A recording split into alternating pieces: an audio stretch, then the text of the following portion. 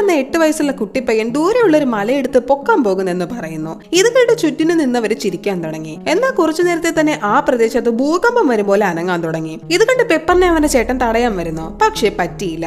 ഉടനെ അവിടെ നിന്ന് ആൾക്കാരൊക്കെ പേടിച്ചോടാൻ തുടങ്ങി. കുറച്ചു നേരം കഴിഞ്ഞപ്പോ കുലുക്കമെല്ലാം നിന്ന് നോർമൽ ആകുന്നു. നോക്കുമ്പോൾ അവൻ പറഞ്ഞ പോലെ തന്നെ ആ മലയ്ക്ക് കുറച്ച് സ്ഥാന വ്യത്യാസം വന്നിരിക്കുന്നു. ഇത് കണ്ട് പെപ്പർ നാട്ടുകാർ ഞെട്ടി.